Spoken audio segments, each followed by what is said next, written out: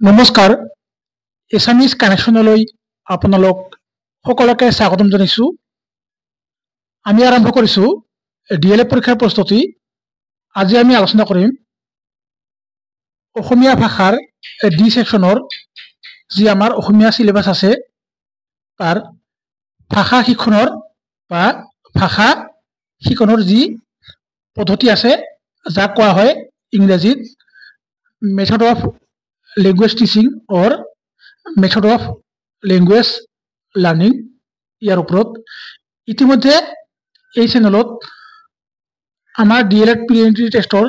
যিখন official syllabus আছে তাত যিখিনি অসমীয়া ব্যাকৰণ তাৰপিছত অসমীয়া পেডাগজি সকলো মানে মোটামুটি 60% আলোচনা কৰা হৈছে। যদি আপোনালোকে এতিয়ালৈকে চোৱা নাই তেনেহলে প্লেলিস্টত গৈ চাব পাৰিব আৰু তাত সিটেড আৰু ডিএলএড মানে দুয়োটা লিখা আছে। যদিও আপোনালোকে সিটেড হওক বা ডিএলএড হওক তাতে আপোনালোকে ক্লিক কৰি চাব পাৰিব, কিয়নো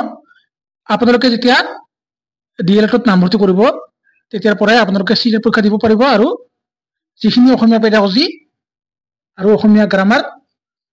গোটেইখিনি একেলগে আপোনালোকে ইয়াৰ জৰিয়তে লাভ কৰিব। কিয়নো এইখিনি পঢ়িলে আপোনালোকে গোটেইখিনি আপোনালোকৰ যিখিনি টপিকস ক্লিয়াৰ হৈ যাব। গতিকে এতিয়া আহিছো আমাৰ যি টপিকস অসমীয়া ভাষা মুখ number 15 methods of language teaching. ইয়াত মেথডস অফ ল্যাঙ্গুয়েজ লাৰ্নিং বুলি থাকিব পাৰে, আপোনালোকে একো চিন্তা কৰিব নালাগে, এইখিনি জানিলেই হৈ যাব। লগতে আপোনালোকক এইখিনিতে জনাও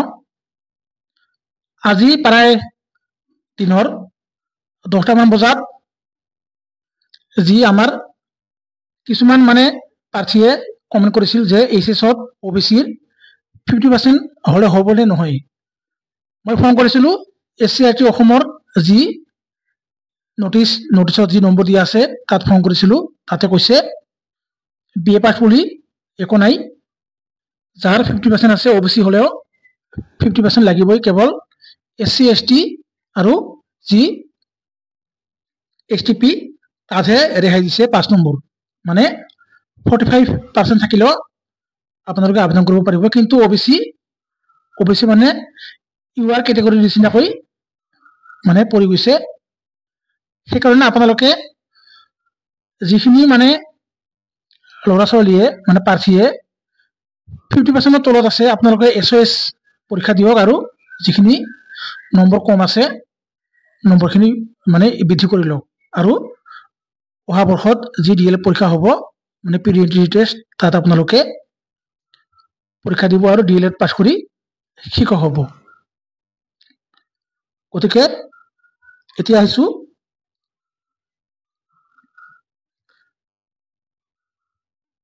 অসমীয়া ভাষা অলপ আগতে কলো আৰু এই টপিকৰ পৰা পূৰ্বতে যিখিনি প্ৰশ্ন আহিছিল সিটেটে হওক বা ডিএলএডে হওক সেই প্ৰশ্নসমূহ আপোনালোকে লাভ কৰিব। আজি এই ক্লাছটোৰ জৰিয়তে আপোনালোকে ফুল কনসেপ্ট লাভ কৰিব। এতিয়া আহিছো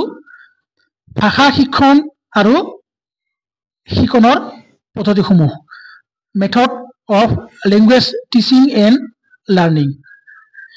শ্ৰেণীকক্ষৰ পৰিৱেশত পাঠদান প্ৰক্ৰিয়া চলি থকা সময়ত শিক্ষক শিক্ষয়িত্ৰী সকলে শিক্ষণ প্ৰক্ৰিয়াক উদ্দেশ্যভিত্তিক ফলপ্ৰসূ আনন্দদায়ক আৰু কাৰ্যকৰী কৰি তুলিবৰ বাবে মানে মনোগ্ৰাহী কৰি নাইবা প্ৰেৰণাদায়ক কৰি তুলিবৰ বাবে বিভিন্ন ধৰণৰ শিক্ষণ সঁজুলি অভিগমন বা অভিগম শৈলী মানে শিক্ষণ শৈলী, শিক্ষণৰ সূত্ৰ মানে মেক্সিমছ অফ টিচিং, শিক্ষণৰ কৌশল দক্ষতা পদ্ধতি ব্যৱহাৰ কৰা দেখা যায়। কিয় কৰে যাতে যি পাঠদান সেই পাঠদান যাতে কি হয় ফলপ্ৰসূ হয় মানে এফেক্টিভ হয়। তলত ভাষা শিক্ষণ আৰু শিক্ষণৰ পদ্ধতিসমূহৰ বিষয়ে মানে বহলাই আলোচনা কৰিছো। আপোনালোকে যদি ভালদৰে এইখিনি লিখি লয় তেতিয়াহলে কেৱল ডিএলএড বুলিয়ে নহয় সিটেট পৰীক্ষাটো আপোনালোকে নপঢ়িলেও কেৱল এবাৰ যদি ৰিভাইজ কৰি যায় হৈ যাব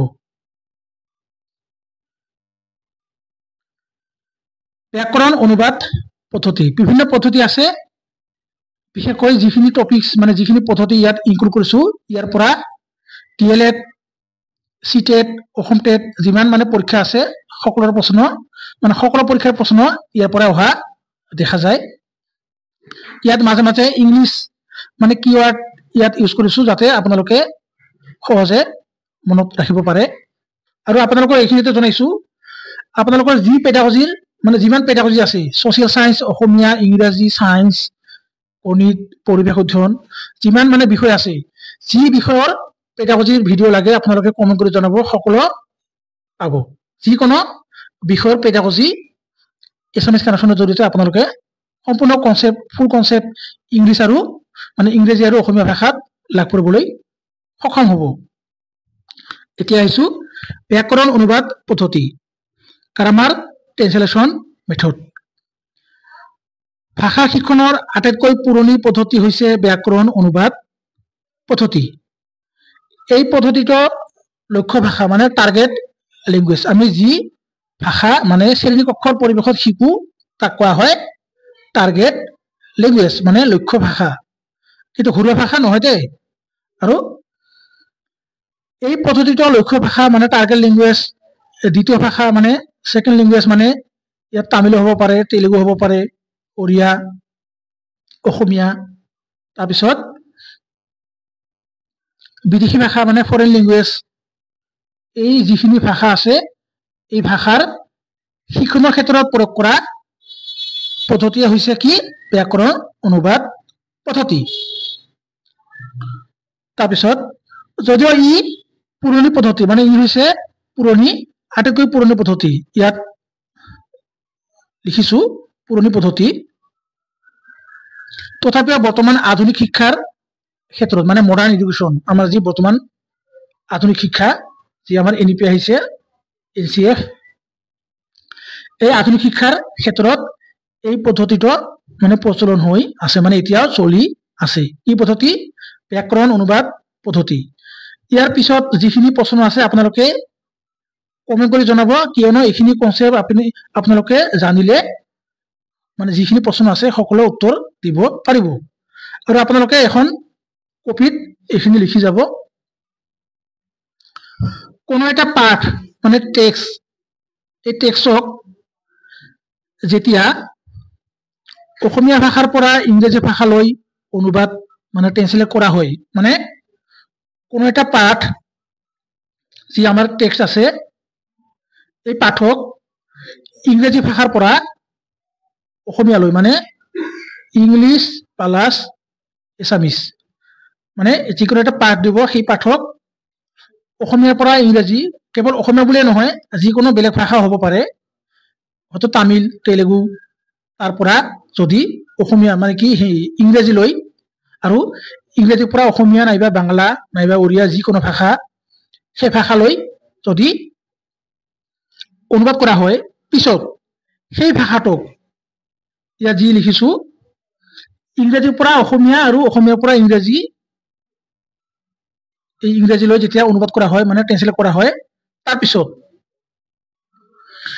দুটা অনুবাদৰ মাজত যেতিয়া তুলনা কৰা হয় মানে প্ৰথম অনুবাদ আৰু দ্বিতীয় অনুবাদ এই অনুবাদৰ মাজত যেতিয়া তুলনা কৰা হয় আৰু তুলনা কৰাৰ পিছত যেতিয়া 100% ভুল নাথাকে মানে যি আছিল প্ৰথমতে পিছত যিখিনি অনুবাদ কৰা হৈছে মানে সেম টু সেম হৈছে তেতিয়া কি হ'ব তেন্তে তাক ব্যাকৰণ অনুবাদ পদ্ধতি বুলিও কোৱা হয় আপোনালোকে মনত ৰাখিব কি মনত ৰাখিব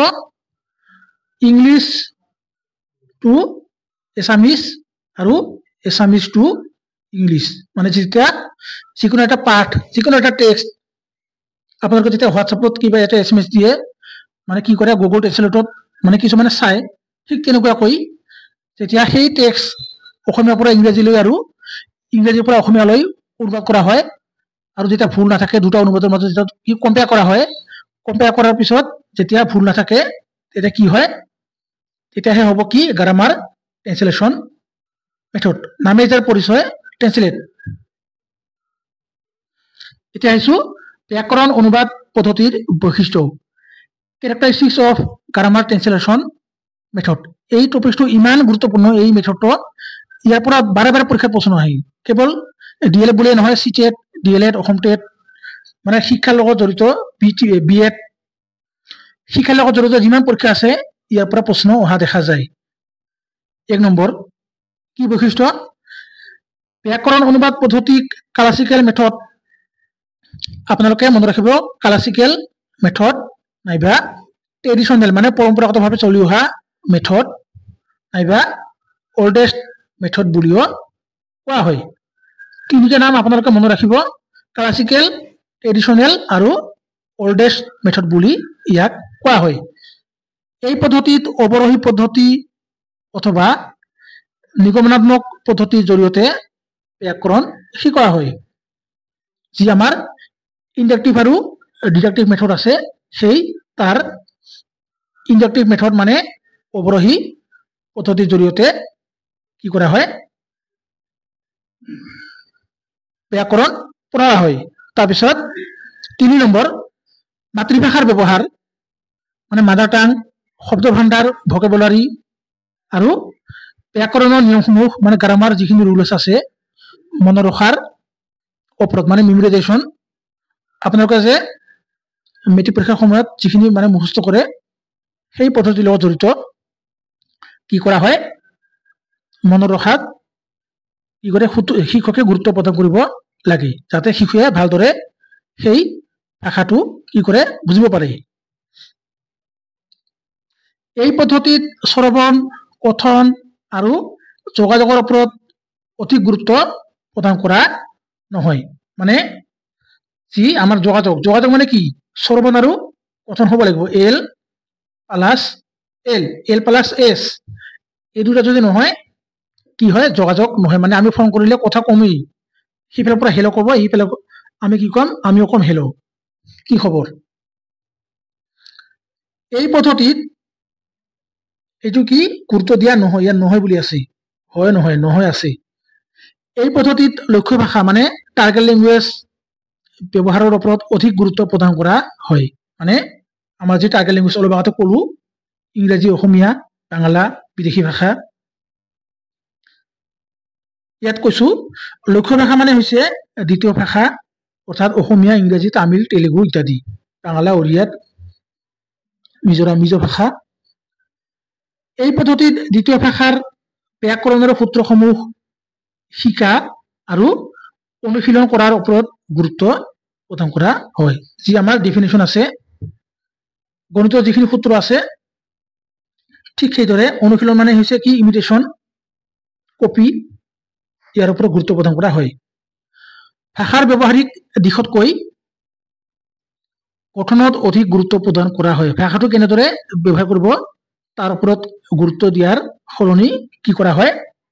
তাৰ যি ষ্ট্ৰাকচাৰ আছে তাৰ ওপৰত অধিক গুৰুত্ব প্ৰদান কৰা হয়, যেনে subject plus verb plus object. প্ৰথম ভাষা আৰু দ্বিতীয় ভাষাৰ মাজত ব্যাকৰণৰ নিয়মসমূহ তুলনা কৰা হয়। অলপ আগতে আলোচনা কৰিছিলো, অসমীয়াৰ পৰা ইংৰাজী আৰু ইংৰাজীৰ পৰা অসমীয়া যেতিয়া মানে তুলনা কৰা হ'ব অনুবাদ কৰোঁতে, তাকে কোৱা হয় গ্ৰামাৰ ট্ৰান্সলেশ্যন মেথড। এই পদ্ধতিত শিকাবলগীয়া পাঠটো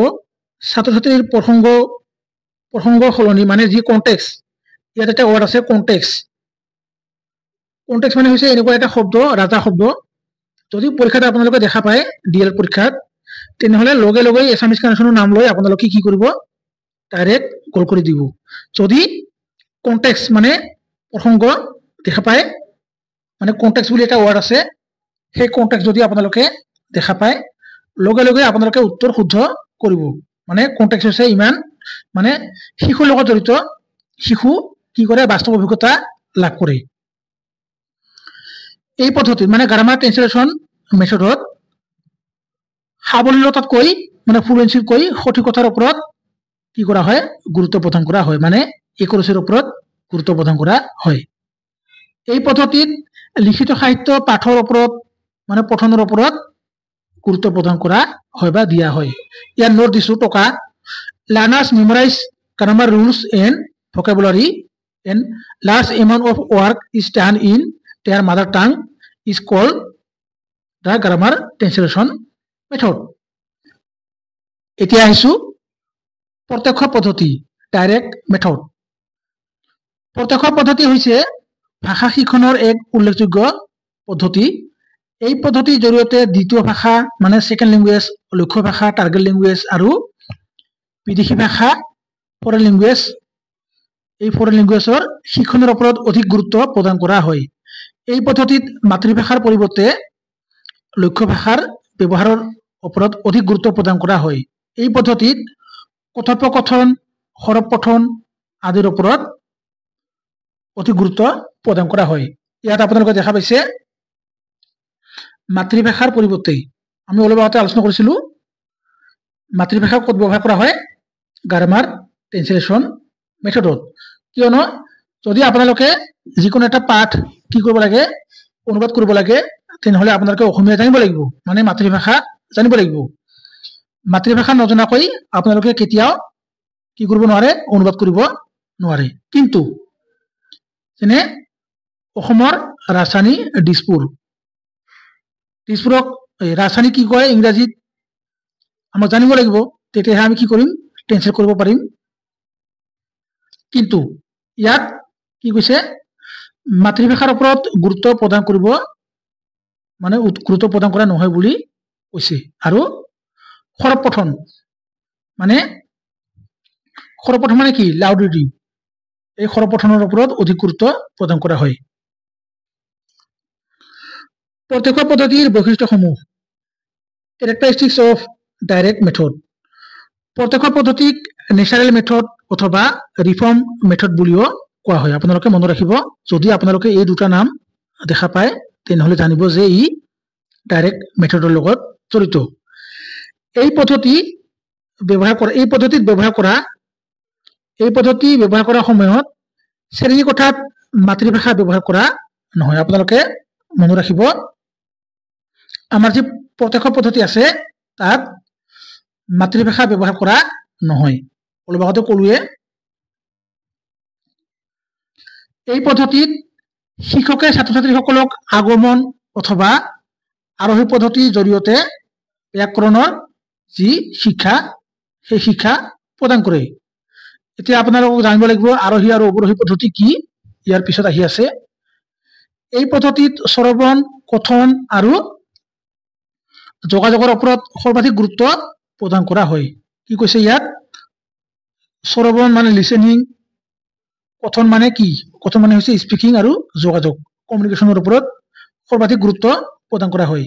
কিয় প্ৰদান কৰা হয়, আপোনালোকে নিশ্চয় ধৰিব পাৰিছে যে আমি যে হাইস্কুলত পঢ়ো তাত কি হয়, হাইস্কুলত ছাত্ৰ ছাত্ৰীয়ে খেলা ধূলা কৰে, কথোপকথন কৰে, যি কাৰ্য দিয়া হয় সকলো কৰে। সেই সময়ত কি হয়, শিক্ষক শিক্ষয়িত্ৰী আৰু কাৰ্যালয়ৰ অন্যান্য ব্যক্তি যেনে পিয়ন, চকীদাৰ, কেৰাণী সকলোৰে লগত কি কৰে, ছাত্ৰ ছাত্ৰীসকলে কথোপকথন কৰে। মানে আপোনালোকে মনত ৰাখিব, আমাৰ হাইস্কুল বিলাকত, LP স্কুল বিলাকত যি পদ্ধতি ব্যৱহাৰ কৰা হয় তাৰে নাম হৈছে কি, প্ৰত্যক্ষ পদ্ধতি। এই পদ্ধতিত সৰব পঠনৰ ওপৰত অধিক গুৰুত্ব প্ৰদান কৰা হয়। সৰব পঠন মানে কি, 1 1 2 1 2 3 আমি যে পঢ়িছিলো নেওতা, সেই পঠনত গুৰুত্ব প্ৰদান কৰা হয়। আৰু যেতিয়া কবিতা আবৃত্তি কৰিব লাগে, শিক্ষকে জোৰে জোৰে কি কৰে, গাই যায়, আৰু ছাত্ৰ ছাত্ৰীসকলে লগে লগে কি হয়, আওৰাই যায়। এই পদ্ধতিত সঠিকতাতকৈ সাৱলীলতাত বেছি গুৰুত্ব প্ৰদান কৰা হয়। মানে যি একুৰেচি, এই একুৰেচিত বেছি গুৰুত্ব প্ৰদান কৰা নহয়, আৰু কি যি ফ্লুৱেন্সি মানে জোৰে জোৰে মানে কি হয় কথা কয়, মাতে, তাৰ ওপৰত অধিক গুৰুত্ব প্ৰদান কৰা হয়। মানে যদি শিশুৱে প্ৰাথমিক স্তৰত যেতিয়া সাৱলীলভাৱে ফ্লুৱেন্সিত কি নকৰে, কথোপকথন নকৰে, তেতিয়া কি হ'ব, কথন দক্ষতাৰ বিকাশ নহব। এই পদ্ধতিত শিশুসকলে নিজকে আত্মপ্ৰকাশ কৰাত সুবিধা পায়, মানে সেলফ এক্সপ্ৰেছ কৰাত সুবিধা পায়, আৰু কি যি সেলফ কনফিডেন্স ই বৃদ্ধি হয়। এই পদ্ধতিত পাঠদান চলি থকা সময়ত শিক্ষকে ছাত্ৰ ছাত্ৰীসকলৰ মাজত বিভিন্ন ধৰণৰ প্ৰশ্ন কৰে, বিভিন্ন ধৰণৰ কি কৰে প্ৰশ্ন কৰাৰ লগতে প্ৰশ্ন উত্তৰসমূহ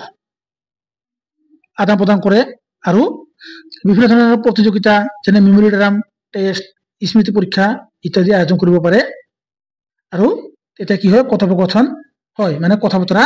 হয়। এতিয়া আহিছো শ্ৰব্য ভাষিক পদ্ধতি, অডিঅ' লিংগুৱেল মেথড। শ্ৰব্য ভাষিক পদ্ধতি হৈছে লক্ষ্য ভাষা, দ্বিতীয় ভাষা আৰু বিদেশী ভাষা শিক্ষণৰ এক উল্লেখযোগ্য পদ্ধতি। এই পদ্ধতিটোক ৱৰ্ল্ড ৱাৰ 2 মেথড অথবা আৰ্মি মেথড বুলিও কোৱা হয়। আমাৰ যি দ্বিতীয় বিশ্বযুদ্ধ হৈছিল সেই সময়ত এই পদ্ধতিটো বহুত কি হৈছিল প্ৰচলন হৈছিল দ্বিতীয় বিশ্বযুদ্ধ আৰু ইয়াক আৰ্মি মেথড বুলিও কোৱা হয়। মানে সেই সময়ত যি যুদ্ধ হৈছিল তাত সৈন্য সিহঁতক কি কৰিছিল এখন দেশে আন এখন দেশক কি কৰিছিল এই শ্ৰব্য ভাষিক পদ্ধতিৰ জৰিয়তে কিছুমান শব্দ শিকাইছিল আৰু তাত কি কৰিছিল টেপ ৰেকৰ্ডাৰ আৰু পৰীক্ষাগাৰ তাত ব্যৱহাৰ কৰিছিল আৰু প্ৰশিক্ষণ দিয়া হৈছিল। মানে 1939 চনত হোৱা দ্বিতীয় বিশ্বযুদ্ধৰ সময়ত এই পদ্ধতিটো বেছি ব্যৱহাৰ কৰা হৈছিল। এই পদ্ধতিটোত টেপ ৰেকৰ্ডাৰ আৰু পৰীক্ষাগাৰৰ ব্যৱহাৰ কৰা হৈছিল, অলপ আগতে ক'লোৱে। এতিয়া আহিছো শ্ৰব্য ভাষিক পদ্ধতিৰ বৈশিষ্ট্যসমূহ, কেৰেক্টাৰিষ্টিক্স অফ অডিঅ' লিংগুৱেল মেথড। শ্ৰব্য ভাষিক পদ্ধতিত আৰোহী পদ্ধতি অথবা আগমনাত্মক পদ্ধতিৰ জৰিয়তে ব্যাকৰণ শিকোৱা হয়। মানে আৰোহী বা আগমন পদ্ধতি বা আগমনৰ পদ্ধতি মানে হৈছে কি ইয়াত যিটো আপোনালোকে দেখা পাইছে আৰোহী অথবা আগমনাত্মক পদ্ধতি। ই হৈছে কি আগতে ৰুলসমূহ শিকোৱা হয়, পিছত উদাহৰণ দিয়া হয়, অলপ পিছত আহি আছে। এই পদ্ধতিত কথোপকথন আৰু উচ্চাৰণৰ ওপৰত সৰ্বাধিক গুৰুত্ব প্ৰদান কৰা হৈছিল। মানে যি কথোপকথন মানে কথা বতৰা আৰু উচ্চাৰণ তাৰ ওপৰত কি হৈছিল গুৰুত্ব প্ৰদান কৰা হৈছিল। মানে কোনো সময়তে যদি বেলেগ ভাষাত কয় যে গুলিয়াই দিব লাগে, তেতিয়া সিহঁতে কি কৰিব যি মানে ভাষাত ট্ৰেইনিং দিব সেই ভাষাটো শুনি শুদ্ধভাৱে শুনি তাকেই কৰিছিল। তাৰপিছত দ্বিভাষিক পদ্ধতি, বাইলিংগুৱেল মেথড। শিক্ষকে যেতিয়া শ্ৰেণীকক্ষৰ শিক্ষণ প্ৰক্ৰিয়া চলি থকা সময়ত ব্যাকৰণ অনুবাদ পদ্ধতি আৰু প্ৰত্যক্ষ পদ্ধতি মিশ্ৰণ কৰি, মানে অলপ আগতে আমি আলোচনা কৰিলো যি গ্ৰামাৰ ট্ৰেন্সলেশ্যন মেথড আৰু ডাইৰেক্ট মেথড, এই মেথডক কি কৰে লগ কৰে, মিশ্ৰণ কৰে, লগ কৰি অৰ্থাৎ সংলগ্ন কৰি মাতৃভাষা আৰু লক্ষ্য ভাষাৰ জৰিয়তে ছাত্ৰ ছাত্ৰীসকলক কোনো এটা ভাষাৰ পাঠ শিকায়, তেন্তে তাক দ্বিভাষিক পদ্ধতি বুলি কোৱা হয়। ইয়াত আপোনালোকে দেখা পাইছে মাতৃভাষা। আৰু অলপ আগতে ক'লো আমাৰ যে হাইস্কুলসমূহত কি কৰা হয় ডাইৰেক্ট মেথড ব্যৱহাৰ কৰা হয়, তাত যি মাতৃভাষা কয়, কিন্তু যিখিনি আমাৰ CBSE স্কুল আছে তাত কিন্তু এই আমাৰ যে ঘৰুৱা ভাষা আমাৰ যি ঘৰুৱা ভাষা তাত আপোনালোকে নিশ্চয় ধৰিব পাৰিছে। আমাৰ যি স্কুল আছে হাইস্কুল তাত কিছুমান গাঁৱলীয়া ছাত্ৰ ছাত্ৰীয়ে যায় আৰু ঘৰুৱা ভাষা ব্যৱহাৰ কৰে, কিন্তু যেতিয়া আপোনালোকে মানে কিছুমানে পঢ়িছে মানে যিসকল ছাত্ৰ ছাত্ৰীয়ে সৈনিক স্কুল নৱোদয় বিদ্যালয় তাত যদি পঢ়ে এই পদ্ধতি মানে ডাইৰেক্ট মেথড ব্যৱহাৰ কৰা হয়, কিন্তু তাত আমাৰ যি গাঁৱলীয়া ভাষা মানে ঘৰুৱা ভাষা বিদ্যালয়ত কয়, হাইস্কুল বিলাকত কিছুমান কয়, কিন্তু তাতে সেই বিদ্যালয়ত সম্পূৰ্ণ ডাইৰেক্ট মেথডত কি কৰা হয় কথোপকথন কৰা হয়। সেইকাৰণে ইয়াত কোৱা হৈছে ইয়াত মাতৃভাষা আৰু লক্ষ্য ভাষা দুয়োটা ভাষাতে কি হয় মিশ্ৰণ কৰা হয়। আৰু আমাৰ যি হাইস্কুল বিলাক আছে তাত যদিও ঘৰুৱা ভাষা কোৱা হয় তাত আৰু ডাইৰেক্ট মেথড ব্যৱহাৰ কৰা হয়, কিন্তু যিখিনি CBSE স্কুল আছে তাত কি কৰা হয় যি টাৰ্গেট লেংগুৱেজ আছে সেই টাৰ্গেট ল্যাঙ্গুয়েজত কি কৰা হয় পাঠদান কৰা হয় ইয়াত আপোনালোকে নিশ্চয় দেখা পাইছে মাতৃভাষাৰ পৰিৱৰ্তে মানে আমাৰ স্কুলবিলাকত আমাৰ অসমৰ যিখিনি স্কুল আছে তাত মাতৃভাষাৰ পৰিৱৰ্তে কৈছে ইয়াত কিন্তু মাতৃভাষা ব্যৱহাৰ কৰা হয় স্কুলবিলাকত আপোনালোকে নিশ্চয় গম পাইছে কিয় কৰা হয় আপোনালোকে কমেন্ট কৰি জনাব কিয়নো কমিয়ে তাৰপিছত এইখিনি আলোচনা কৰিলো দ্বিভাষিক পদ্ধতি বুলি কোৱা হয় যেতিয়া মানে দুটা ভাষা লগ কৰি পাঠদান কৰে তাক কোৱা হয় দ্বিভাষিক পদ্ধতি এতিয়া আহিছো ডক্টৰ ওয়েষ্টৰ পঠন পদ্ধতি অথবা নব্য পদ্ধতি reading method or new method by doctor west doctor ওয়েষ্টৰ পঠন পদ্ধতি অথবা নব্য পদ্ধতি বা নতুন পদ্ধতিত ছাত্ৰ ছাত্ৰীসকলে কোনো এটা পাঠ মনে মনে অৰ্থাৎ নীৰৱতা অৱলম্বন কৰি পঢ়ে এই পদ্ধতিত কোনো এটা পাঠ অৱৰোহী পদ্ধতি অথবা নিগমনাত্মক পদ্ধতিৰ জৰিয়তে পঢ়োৱা হয় এই পদ্ধতিত পঠন আৰু লিখনৰ ওপৰত সৰ্বাধিক গুৰুত্ব প্ৰদান কৰা হয় আৰু এই পদ্ধতিত সৰব পঠন আৰু শব্দ ভাণ্ডাৰৰ মুখস্থ কৰাৰ ওপৰত গুৰুত্ব দিয়া নহয় সৰব পঠন মানে এই পদ্ধতিত মানে জোৰে জোৰে পঢ়াৰ সলনি যি মনে মনে পঢ়া হয় নীৰৱতা অৱলম্বন কৰি পঢ়া হয় তাৰ ওপৰত গুৰুত্ব প্ৰদান কৰা হয় আৰু শব্দ ভাণ্ডাৰ মুখস্থ কৰাৰ ওপৰত গুৰুত্ব দিয়া নহয় মানে আমাৰ যে ভকেবুলাৰী আছে সেইখিনি মুখস্থ কৰিব মানে ইয়াত গুৰুত্ব দিয়া নহয় এতিয়া আহিছো যোগাযোগ পদ্ধতি কমিউনিকেশন মেথড বা কমিউনিকেটিভ মেথড শিশুৱে কোনো এটা পাঠ মানে কোনো এটা ভাষা আহৰণ কৰাৰ লগে লগে ভাষাটোত থকা গাঁথনিৰ যি ষ্ট্ৰাকচাৰ আছে শিকি লোৱাৰ পিছত বাস্তৱ জীৱনত কেনেদৰে তাক ব্যৱহাৰ কৰিব তাৰ জ্ঞান যেতিয়া লাভ কৰে তেন্তে তাক যোগাযোগমূলক পদ্ধতি মানে কমিউনিকেটিভ মেথড বা এপ্ৰোচ বুলি কোৱা হয় চাকৰিৰ মৌখিক পৰীক্ষা ৰেলৱে ষ্টেচন মানে ট্ৰেইন ষ্টেচন চিকিৎসালয় সৰকাৰি চাকৰিৰ কাৰণে যি পৰীক্ষা হয় কাৰ্যালয় সৰকাৰি কাৰ্যালয় বিশ্ববিদ্যালয় আদিত কেনেদৰে ফলপ্ৰসূভাৱে যোগাযোগ কৰিব লাগে বা কৰিব পাৰে তাৰ জ্ঞান শিক্ষকে ছাত্ৰ ছাত্ৰীসকলক শ্ৰেণীকক্ষৰ পৰিৱেশতে দিব লাগে আপোনালোকে ইয়াত দেখা পাইছে যোগাযোগ পদ্ধতি মানে যেতিয়া লিসেনিং প্লাস স্পিকিং দুটা একেলগে কাম কৰে তাকে কোৱা হয় কি কমিউনিকেশন বা কমিউনিকেটিভ মেথড আৰু ইয়াত কি শিক্ষকে ছাত্ৰ ছাত্ৰীসকলক কি কৰিব লাগে স্কুলত কিছুমান অনুশীলন কৰাব লাগে যে এনেদৰে কথোপকথন কৰিব লাগে স্কুলত তাৰপিছত বিদ্যালয়ত কাৰ্যালয়ত হস্পিটালত চৰকাৰী চাকৰি পৰীক্ষা দিলে কেনেকৈ মানে ইণ্টাৰভিউ দিব সেই যোগাযোগ ইয়াতে শিকোৱা হয় মানে এই পদ্ধতিৰ জৰিয়তে শিকোৱা হয় যোগাযোগমূলক পদ্ধতিৰ বৈশিষ্ট্যসমূহ ক্যাৰেক্টাৰিষ্টিক্স অফ কমিউনিকেটিভ বা কমিউনিকেশন মেথড যোগাযোগ পদ্ধতিত প্ৰাসংগিক যোগাযোগৰ ওপৰত অধিক গুৰুত্ব প্ৰদান কৰা হয় কমিউনিকেশন ইন কনটেক্সট এই যে অলপ আগতে কলো ৰাজা ওয়ার্ড বুলি কনটেক্সট যদি আপোনালোকে কনটেক্সট দেখা পায় সেই কনটেক্সট লগে লগে সেই প্ৰশ্নৰ অপশনটো আপোনালোকে কি কৰিব ডাইৰেক্ট ৰাইটিং দিব কিয়নো কনটেক্সট হৈছে ইমান এটা ভাল শব্দ মানে প্ৰতিটো প্ৰশ্নৰ উত্তৰ শুদ্ধ হয় এইটো থাকিলে বিশেষকৈ চিডিপিৰ ক্ষেত্ৰত এই পদ্ধতিত মৌখিক অনুশীলন আৰু ভাষাৰ আনুষ্ঠানিক সমলসমূহ আয়ত্তকৰণৰ ওপৰত সৰ্বাধিক গুৰুত্ব দিয়া হয় মানে যে মৌখিক অনুশীলন মানে কথোপকথন হয় কথা বতৰা পাতে আৰু আনুষ্ঠানিক সমল আয়ত্তকৰণত গুৰুত্ব প্ৰদান কৰা হয় এই পদ্ধতিত শ্ৰৱণ আৰু কথন মানে লিসেনিং এন্ড স্পিকিং মানে লিসেনিং প্লাস স্পিকিং এই দুটা দক্ষতা তথা কৌশল প্ৰয়োগ কৰা হয় মানে যে আমাৰ স্কিল আছে ল্যাঙ্গুৱেজ স্কিল এই দুটা লিসেনিং আৰু স্পিকিং স্কিল দুটাই কি কৰে ব্যৱহাৰ কৰা হয়। এই পদ্ধতিত শিকাৰু মানে ছাত্ৰ ছাত্ৰীৰ বাস্তৱ জীৱনৰ পৰিপ্ৰেক্ষিতত যি ৰিয়েল লাইফ চিটুৱেশ্যন সেই পৰিপ্ৰেক্ষিতত আধাৰ কৰি তাৰ মানে বেছ কৰি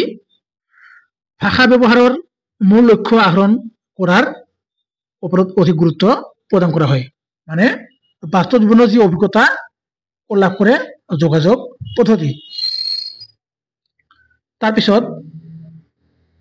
এতিয়া আহিছো সাৰগ্ৰাহী পদ্ধতি, ইকুলেক্টিভ মেথড। সাৰগ্ৰাহী পদ্ধতি হৈছে ভাষা শিক্ষণৰ আন এক উল্লেখযোগ্য পদ্ধতি। এই পদ্ধতিৰ জৰিয়তে ভাষা শিক্ষক এজনে পাঠদান চলি থকা সময়ত ছাত্ৰ ছাত্ৰীৰ প্ৰয়োজন অনুযায়ী সকলোবোৰ ভাষা শিক্ষণ পদ্ধতিৰ পৰা প্ৰসংগ অনুসৰি মানে ৰেফাৰেন্স প্ৰসংগ অনুসৰি মূল দিশসমূহক সমন্বয় সাধন কৰি মানে ইন্টিগ্ৰেটেড কৰি সমন্বয় সাধন কৰি মানে ইন্টিগ্ৰেটেড কৰি পাঠদান কাৰ্যকৰী কৰি তোলে। মানে এই পদ্ধতি হৈছে এনে এক পদ্ধতি যাৰ জৰিয়তে যিমান পদ্ধতি আছে সেই পদ্ধতিৰ ভাল ভাল দিশসমূহ কি কৰে ব্যৱহাৰ কৰি ছাত্ৰ ছাত্ৰীৰ যি প্ৰয়োজন সেই প্ৰয়োজন পূৰণ কৰাৰ কাৰণে চেষ্টা কৰে। চমুকৈ ক'বলৈ গ'লে সাৰগ্ৰাহী পদ্ধতি হৈছে এনে এক ভাষা শিক্ষণ পদ্ধতি য'ত এজন শিক্ষক এটাতকৈ বেছি ভাষা শিক্ষণ পদ্ধতি ব্যৱহাৰ কৰিব পাৰে। এইখিনি আছিল সাৰগ্ৰাহী পদ্ধতি। এতিয়া আহিছো আৰোহী পদ্ধতি অথবা আগমনাত্মক পদ্ধতি। এই যে কৈ আছিলো ইন্ডাকটিভ মেথড বুলি কোৱা হয়। ভাষা শিক্ষণৰ এক উল্লেখযোগ্য পদ্ধতি হৈছে আৰোহী পদ্ধতি অথবা আগমনাত্মক পদ্ধতি। এই পদ্ধতিটো উদ্ভাৱন কৰিছিল গ্ৰীক দাৰ্শনিক এৰিষ্টটলে। বাস্তৱ জীৱনত আহৰণ কৰা জ্ঞানসমূহ সঠিকভাৱে ব্যৱহাৰ কৰাৰ ক্ষেত্ৰত আৰোহী পদ্ধতি এই পদ্ধতিয়ে গুৰুত্বপূৰ্ণ ভূমিকা গ্ৰহণ কৰে। ভাষাবিদ আৰু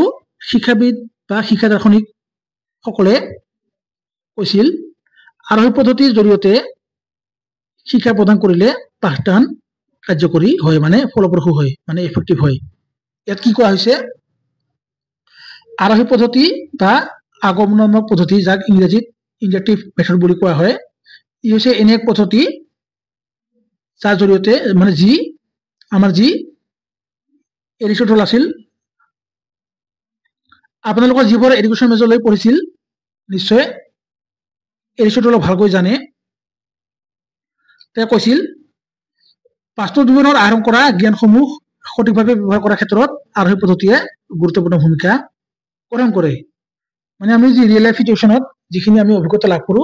তাত এই পদ্ধতি সহায় কৰে। ই হৈছে এনে এক পদ্ধতি য'ত শিশু মানে যি আমাৰ যি চিলড্ৰেন শিক্ষাৰ মূল কেন্দ্ৰত থাকে, চেণ্টাৰ ইন এডুকেশ্যন। মানে কি এই পদ্ধতি মতে শিশু ক'ত থাকে শিক্ষাৰ মানে বিদ্যালয়ৰ কেন্দ্ৰত থাকে, যাৰ জৰিয়তে শিশুৱে বাস্তৱ জীৱনৰ অভিজ্ঞতা লাভ কৰে। এই পদ্ধতিৰ জৰিয়তে শিক্ষকে প্ৰথমতে বিষয়টোৰ ওপৰত কিছুমান সৰু সৰু উদাহৰণ মানে এক্সাম্পল দিয়ে আৰু তাৰপিছত সেই উদাহৰণসমূহৰ ওপৰত ভিত্তি কৰি নিয়ম অথবা সূত্ৰ অথবা সংজ্ঞাসমূহ মানে যিখিনি আমাৰ ৰুলছ আছে শিকায়। কি কৈছে ইয়াত প্ৰথমে দিয়া হয় উদাহৰণ, পিছত দিয়া হয় কি সূত্ৰ মানে নিয়ম। যেনে ইয়াত দিছো উদাহৰণ গীতা প্লেজ বেডমিণ্টন, মানে গীতা কি কৰে বেডমিণ্টন খেলে। ইয়াৰ নিয়ম কি হ'ব গীতা মানে হৈছে ছাবজেক্ট, প্লে মানে হৈছে ভাৰ্ব আৰু বেডমিণ্টন মানে হৈছে অবজেক্ট। এইটো হৈছে উদাহৰণ। মানে কি যদি কোৱা হয় গীতা মানে গীতা কি কৰে প্লে কি গীতাই বেডমিণ্টন খেলে, তেতিয়া লগে লগে এইটো হৈছে উদাহৰণ। বেলেগ পদত মানে শিক্ষকে লিখি দিব যে ৰাজুৱে ভাত খায়, তেতিয়া নিয়মখিনি মানে শিকাই দিব। ৰাজু হৈছে কি ছাবজেক্ট বিশেষ্য, তাৰপিছত ৰাজু ভাত খায় অবজেক্ট আৰু খায় ভাৰ্ব। তাৰপিছত টকা দিছো গীতা হৈছে ছাবজেক্ট, প্লে মানে হৈছে ভাৰ্ব আৰু বেডমিণ্টন মানে হৈছে অবজেক্ট। ইয়াত আৰু এটা টকা আছে it goes to example to rule, মানে আমাৰ যি ইন্ডাকটিভ মেথড আছে ই কি কৰে প্ৰথমে দিয়া হয় উদাহৰণ তাৰপিছত কি কৰা হয় ৰুলসমূহ কি কৰা হয় তাৰপিছত আৰোহী পদ্ধতি অথবা আগমনাত্মক পদ্ধতি অথবা এই মানে অথবা ইয়াক কি অভিগমন বুলিও কোৱা হয় মানে এপ্ৰচ বুলিও কোৱা হয় এই অভিগমনটো নিম্ন ঊৰ্ধ্ব অভিগমন অথবা পদ্ধতি যাক বটম আপ এপ্ৰচ অৰ মেথড বুলি কোৱা হয় তাৰ লগত জড়িত আপোনালোকে যেতিয়া ডিএলএড মানে উত্তীৰ্ণ হৈ মানে ডিএলএড নামভৰ্তি কৰাৰ পিছতে সিটেটৰ কাৰণে পঢ়িব এইখিনি আপোনালোকক এ টু জেড জানিব লাগিব তেতিয়াহে সিটেট পাছ কৰিব পাৰিব কিয়নো ইয়াৰ পৰা বহুতবাৰ প্ৰশ্ন আহিছে কিন্তু ডিএলএডত একেবাৰে সিম্পল অৱৰোহী পদ্ধতি অথবা নিগমনাত্মক পদ্ধতি ডিডাক্টিভ মেথড আমি যে গণিত কৰিছো গণিতৰ যিখিনি ৰুল যিখিনি সূত্ৰ আছে এই পদ্ধতিৰ জৰিয়তে আপাৰ প্ৰাইমেৰী ক্লাছত ই বহুত ফলপ্ৰসূ হয় ভাষা শিক্ষণৰ অতি পুৰণি পদ্ধতি হৈছে অৱৰোহী পদ্ধতি অথবা নিগমনাত্মক পদ্ধতি ফ্ৰান্সিছ বেকনে বাস্তৱ জীৱনত বিভিন্ন ধৰণৰ সমস্যাসমূহ যি গণিতৰ সূত্ৰ সমূহ সমাধানৰ বাবে এই পদ্ধতিটো উদ্ভাৱন কৰিছিল এই পদ্ধতিৰ প্ৰথমতে সূত্ৰ অথবা সংজ্ঞাসমূহ মানে ৰুলসমূহ তাৰ জ্ঞান প্ৰদান কৰা হয় সেই জ্ঞানৰ লগত কি কৰা হয় পিছত উদাহৰণসমূহ এক্সাম্পল অৰ্থাৎ যিখিনি আমাৰ উদাহৰণ আছে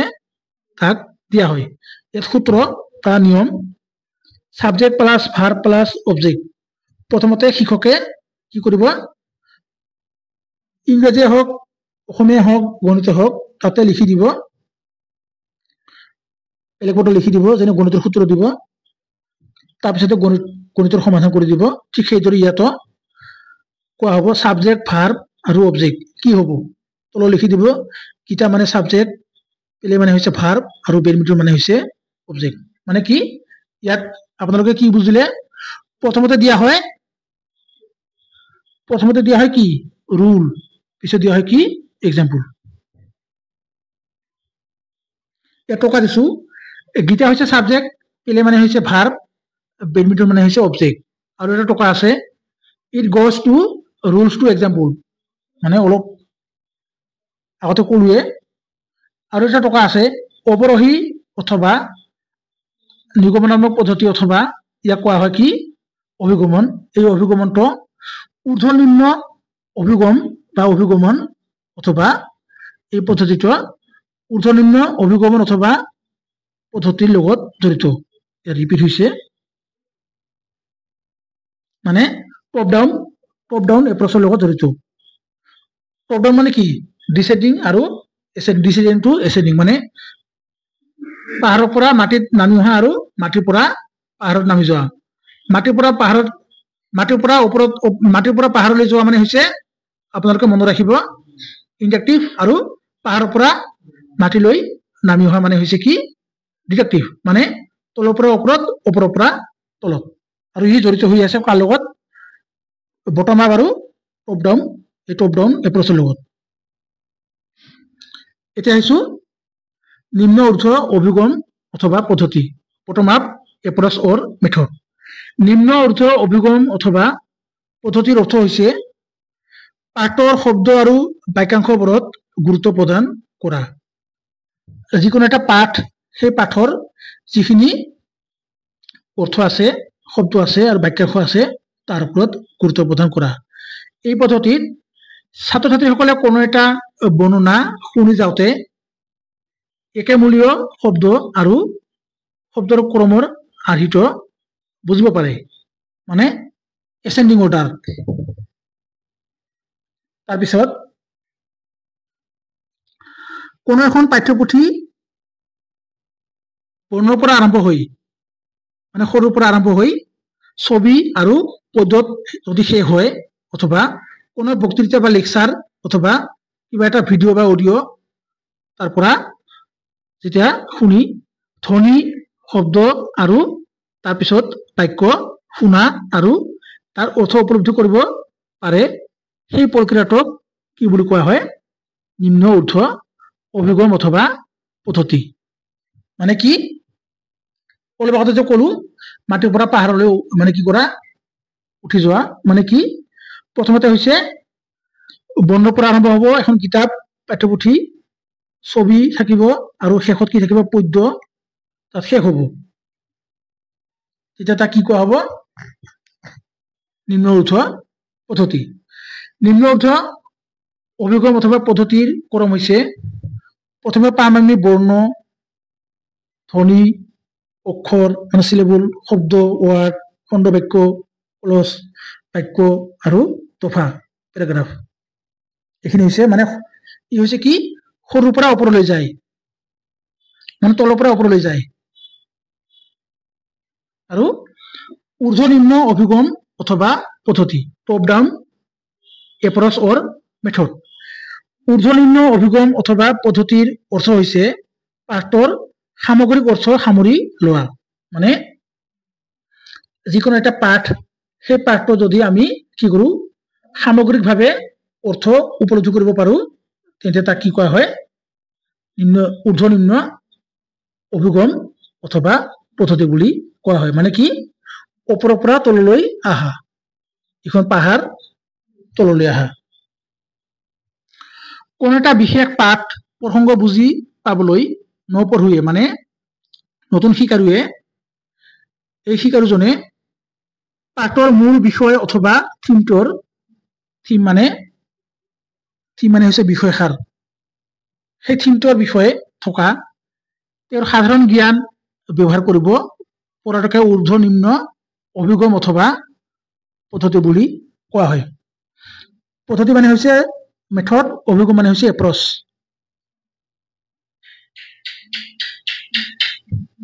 তাৰপিছত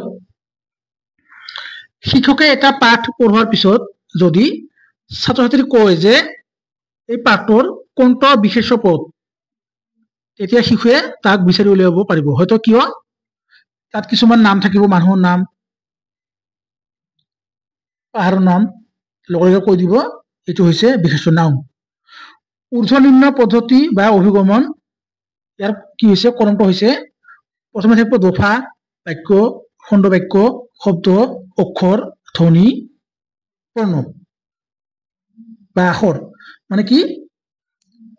প্ৰথমে থাকিব এটা এখন কিতাপ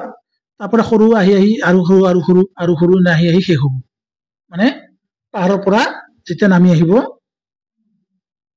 আপোনালোকে সহজভাৱে মনত ৰাখিব মানে ডাঙৰৰ পৰা সৰুলৈ অহা আৰু সৰুৰ পৰা ডাঙৰলৈ যোৱা হৈছে কি বটম আপ তাৰপিছত কাহিনী কথন অথবা সাধু কোৱা পদ্ধতি আৰু ইয়াক গল্প কোৱা পদ্ধতি বুলিও কোৱা হয় ইয়াৰ ইংৰাজী নাম হৈছে ষ্টৰী টেলিং মেথড আপোনালোকে মনত ৰাখিব যদিও ইয়াৰ বহুত নাম আছে কিন্তু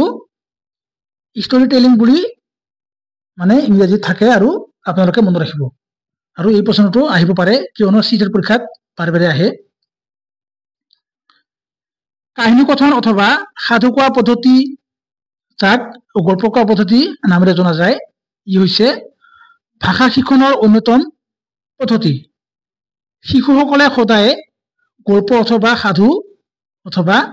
কাহিনীৰ প্ৰতি আকৃষ্ট হোৱা বা আসক্ত হোৱা দেখা যায় মানে যি ইন্টাৰেকশন